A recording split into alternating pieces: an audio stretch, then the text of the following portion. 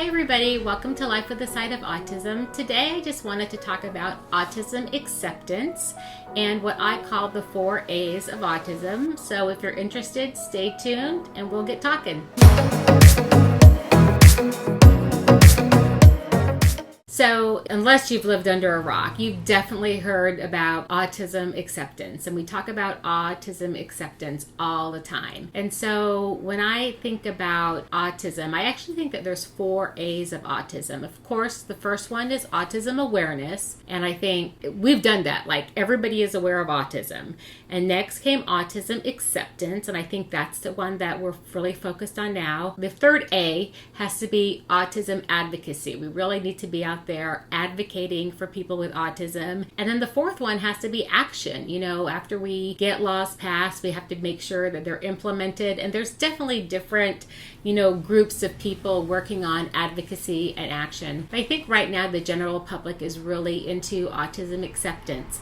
And so that's what I wanted to talk about today. So when I think about autism acceptance, I think when it first came out, it was just really about like understanding autism, accepting the limitations possibly and the extra needs of people with autism and making accommodations for them so they could live happy, fulfilling lives. And I think what I've seen kind of happening now, that autism acceptance has almost gone a little too far. And what I mean by that is that I feel like it's more sometimes of settling. So like I'll hear a parent say, my child has autism, I just accept it. And I think, okay, well, that's good. You should accept that they have autism, but that doesn't mean, in my opinion, that you should stop giving this child every opportunity to reach their full potential. Just like if you had a child who just had, some kind of physical disability. Say you had a child with a speech impediment, you would put that child into speech therapy. You wouldn't just say, well, I'm going to accept that my child has just a lot of really odd substitutions and it's really hard to understand his language. Or I'm going to just accept that my child has a severe hearing loss and I'm not going to put hearing aids on him. I think, I'm not going to accept that my child has a learning disability, has dyslexia, and we're not going to give him extra help and support. I think it's the same thing with autism. You have a child with autism. I think it's important that you accept that they have autism, but it's also important that you give that child every opportunity to reach their full potential. And some of those things would include if you have a child who screams a lot out in public, that's just not appropriate. And you can say, well, my child has autism, you have to accept it. People, will accept it, but your child will have a better, more fulfilling, bigger world if they can learn not to scream out in public, because screaming in public, scares some people and is off-putting for other people. I always just say, the world's not going to change for our kids with autism. Our kids have to learn how to live in the world.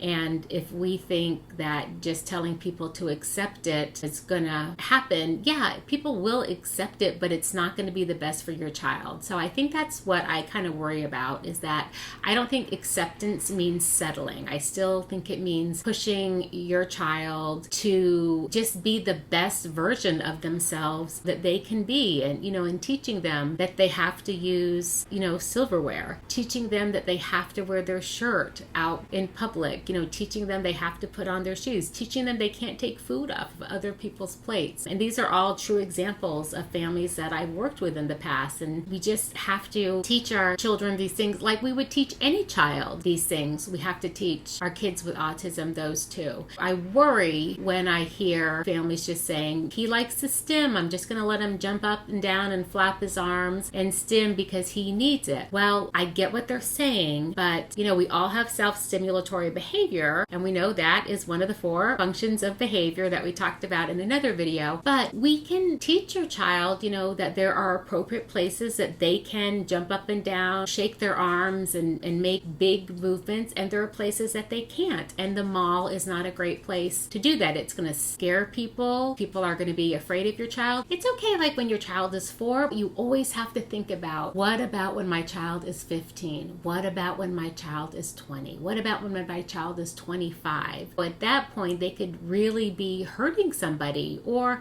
again, just to see a 25-year-old man or woman jumping up and down, screaming, flailing their arms, and doing that kind of stimulatory behavior, it's not the best for them. It's not going to give them the best life. So we can teach them, yeah, you can do that behavior, but you have to do it at home. And again, like we all have stim behaviors that we like to do, but we all know where and when we can do them. I have a really close friend, and she chews on her hair like crazy, but she would never chew on her hair at work. But it is like a weird self-stim behavior of hers, but she does it at home, and she'll do it in front of me, which you probably shouldn't do it in front of me either. So I want just to put that little seed into parents' mind as you're dealing with a young child. They can be taught appropriate places, when and where to do those behaviors. And it's just like we teach typical kids too. I remember, with my son, my older son, with the pacifier, he loved his pacifier, and he had his pacifier all over the house, morning, noon, at night. And then it would go out to the grocery store. But then at a certain point, it's like,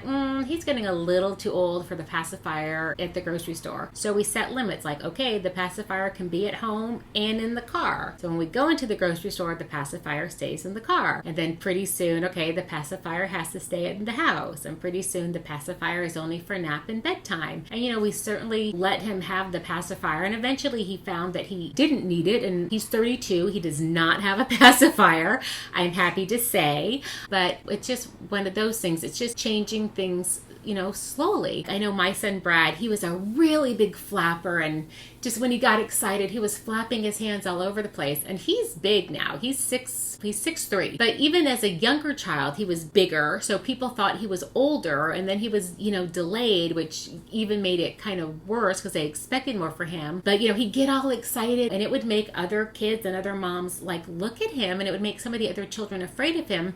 So what we taught him to do, instead of doing this, we kind of shaped it into a more appropriate behavior of clapping. Yay! So yay! I can clap and clap loud, and that would be great. But we kind of shaped that this, which was kind of like crazy, you're slapping people and knocking pictures off the wall, to this, which was just much more acceptable.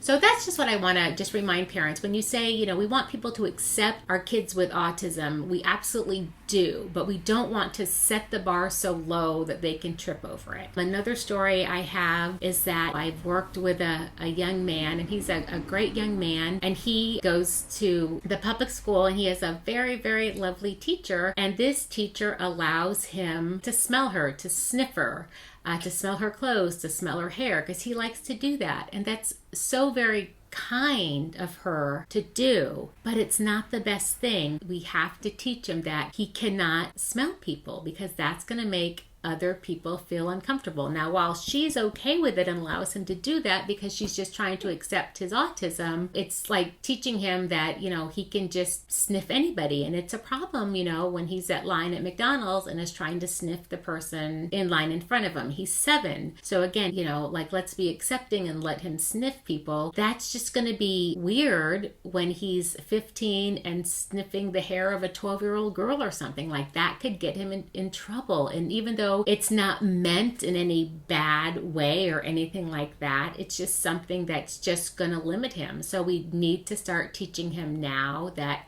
you can't sniff people. You have to, maybe ask their permission first, and you can only sniff her once at the end of the day. So we need to, instead of just going cold turkey, because she's been allowing it and it's been okay, but just start kind of to move back and set, perimeters like that. No, he can't sniff her. And, maybe the rule is he can only sniff mom and dad and his brother at home. But again, I see that teacher trying to be accepting, but that's not, I don't think, what really we mean when we talk about accepting, because it's kind of okay now at 7, but it's not going to be okay at 14, 15, 21. It's going to be a problem. And so it's just going to limit him, going to limit his opportunities. What if he wants to go out and get a job? Or are his coworkers going to be okay with him sniffing them? So just things like that. I just want to put that bug in your ear and just make sure that acceptance is not confused with settling. Like I said, I think we've got autism awareness. Everybody's aware of autism. We're starting with autism acceptance now. And again, it's accepting that we have autism, but still giving your child every opportunity to be their best, to do their best. Again, I know with my own son that there are so many things that he does not want to do.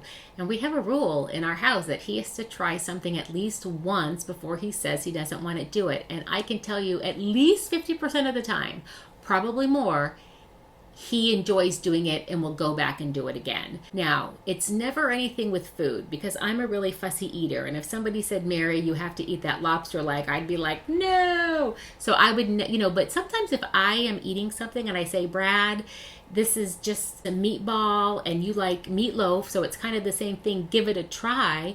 I'll encourage him to try a new food, but if he doesn't want to try a new food, I never force really a new food. But he will try some new foods on his own. But, there was a camp that he didn't want to go to, and I said, you have to try this camp for one day. We had a little girl going along with him. He had so much fun. By the end of the week, he was ziplining. And again, if we didn't force it and say, you have to try it once, you can't say you hate camp, you've never been to camp, he would have not tried it. So I think it's really important that we, even if it's uncomfortable, make them try things at least once. And I'm not talking about jumping out of an airplane, or eating sushi. I'm not talking about anything like that, but just little things. They need to be able to be open, and you as a parent should encourage them to try things, because you never know what they're going to like. Another thing for my son is his rec therapist brought him out and they did archery, and he did not want to do it. Oh my gosh, he loves it. He wants to take lessons now. But if he came and said, I hated it, it's like, okay, you don't have to do archery again. Like, that's fine. Thanks for trying. Like, that's really great that you tried it. So just having to be open to new experiences, because if not, his fear and